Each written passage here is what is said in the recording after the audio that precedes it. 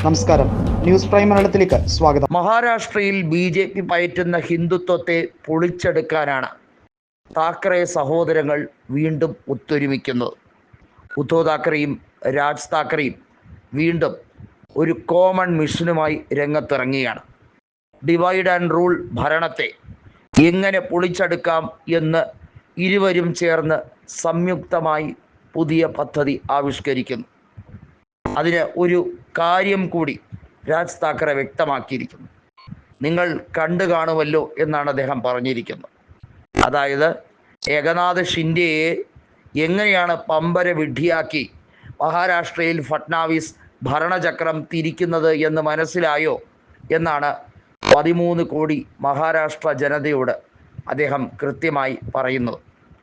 മഹാരാഷ്ട്രയിലെ വോട്ടെടുപ്പിൽ അസാധാരണത്വമുണ്ട് എന്നുള്ളത് രാജ് താക്കറെ ഓരോ ബൂത്തുകളിൽ പോൾ ചെയ്ത വോട്ടിലെ വ്യത്യാസത്തിലും അതിലെ ക്രമക്കേടിലും കൃത്യമായി തെരഞ്ഞെടുപ്പ് കമ്മീഷന് പരാതി കൊടുത്തുകൊണ്ടാണ് ആ കാര്യം ജനങ്ങൾക്ക് മുമ്പാകെ വിളിച്ചു പറഞ്ഞത്.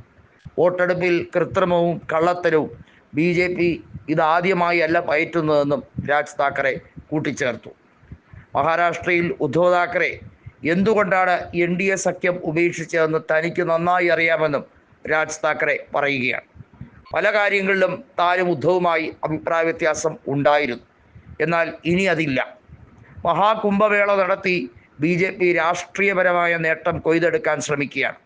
നദികളെ അമ്മയ്ക്ക് തുല്യമായി കാണണം എന്നാണ് BJP പറയുന്നത്. എന്നാൽ പാശ്ചാത്യ രാജ്യങ്ങളിലൊന്നും തന്നെ നദിയെ മാതാവായി കണക്കാക്കുന്നില്ലെങ്കിലും അതെല്ലാം വളരെ തെളിഞ്ഞ ജലമൊഴുകുന്ന നദികളാണ്. എന്നാൽ ഇന്ത്യയിൽ ഏതെങ്കിലും മലിനമല്ലാത്ത ഒരു നദിയുടെ പേര് നിങ്ങൾക്ക് ചൂണ്ടിക്കാട്ടാം?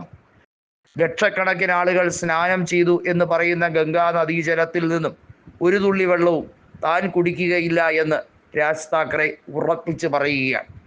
കാരണം അതിലെ ജലം മലിനമായി കഴിഞ്ഞിരിക്കുന്നു.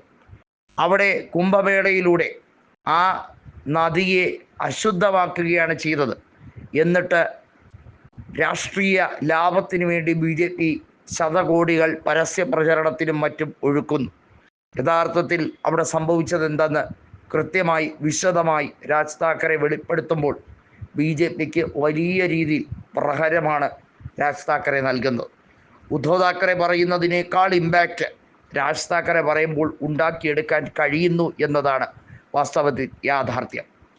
താക്കറെമാർ ഒന്നിച്ചാൽ ശിവസേനയിലെ ഇപ്പോഴത്തെ നേതാവായി ഞെളിഞ്ഞിരിക്കുന്ന ഏകനാഥ് ഷിൻഡെയ്ക്ക് വലിയ പണി കിട്ടും. BJPക്കാർ പോലും ഏകനാഥ് ഷിൻഡെ ഒതുക്കിയ മട്ടാണ്. അവർ അജിത് പവാറിന് കൂടുതൽ ആധിപത്യം നൽകിക്കൊണ്ട്, കൂടുതൽ പ്രധാന വകുപ്പുകൾ നൽകിക്കൊണ്ട് ഏകനാഥ് ഷിൻഡെയെ ഒരു മൂലയ്ക്ക് ഇരുത്തിയിരിക്കുകയാണ്.